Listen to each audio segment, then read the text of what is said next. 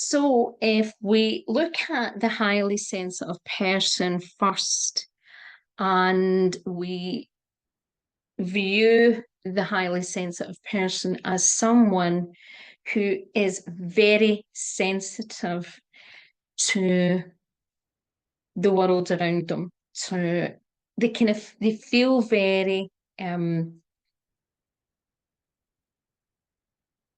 almost, it's like the easiest way to explain it, it's almost like they feel the world a deeper way.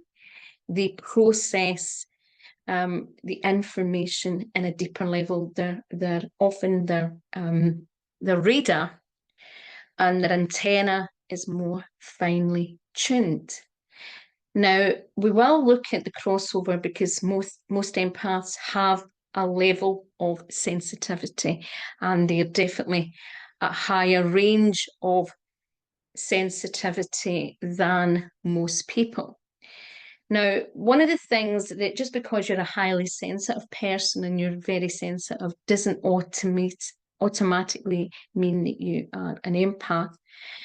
Many sensitive people are very introverted and they are sensitive in relation to feelings, to the world. They find lots of things in the world very challenging.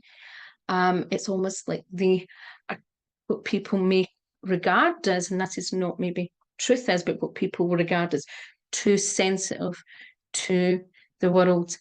Their shell seems to be a lot softer and more refined. And as I said, the easiest way to describe it is that their antenna and their nervous system is more doesn't have like a tough armor. It has a softer, and it's almost like they have to take a lot of time away from the world because the world is a lot they process. So sensitives tend to process a lot of they tend to take in a lot more information in their surroundings. So it's one of the reasons why a lot of people are more withdrawn when they're sensitive and introverted. Empaths can be a little different. I'm actually a highly sensitive and an empath, and I have more of the extrovert tendencies, although I do also have the introversion as well. But if we look at the highly sensitive person, more of them tend to be very introverted, and there's a soft shell kind of means that they struggle with a lot of information overload. And if you think about the world is very busy, it's very loud. There's a lot of information. Now, if you think about even just our senses, if you think about exposed to smells, sounds, textures, other people's views, ideas, even energy. And one of the things that, if you're a healer or a light worker, anyone who's switched on at all, when you understand actual energy, you'll understand that, in our everyday relationships, whether they're healthy or unhealthy, there's kind of energetic powers at play. There's energetic exchanges. And a sensitive, because they are so sensitive, no matter if we like it or not, can be often tugs of war in relationships, and people trying to find themselves, gain their own boundaries. And many sensitives and empaths can struggle with having healthy boundaries.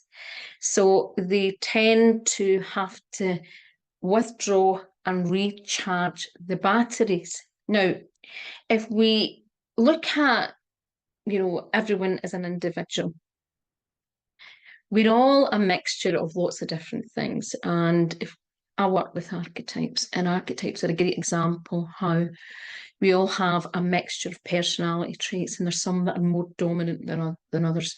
And there's some aspects that are more, in the the lighter aspect, and some things are in the shadow element.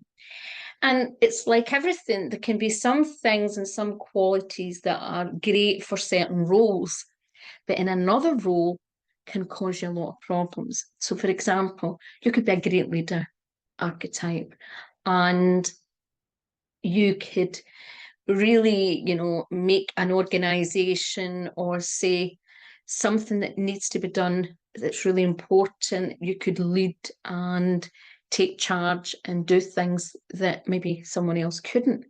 But in other relationships, that leadership quality, those traits can cause problems. And it's the same as a highly sensitive person. The highly sensitive person tends to be more fine-tuned into, they can notice the small details. And it's one of the reasons I think that a lot of highly sensitive people, I'm not saying everyone, but a lot of people, you see a lot of creatives who are highly sensitive, because they notice the small things. They are more tuned into the subtle shifts in colour, in energy, in words, in music. So they notice the small details. And it's like they are, because they have a gift there. So if you look at it as a gift, many people sometimes with the empathy or the level of sensitivity don't look at it as a gift. But if you look at that level of depth of being able to process and be aware of the small subtleties, they notice things that many other people don't notice, that are very shut off from. And that's why we look at empaths and sensitives, why they tend to be more intuitive, tend to be what people would call maybe psychic.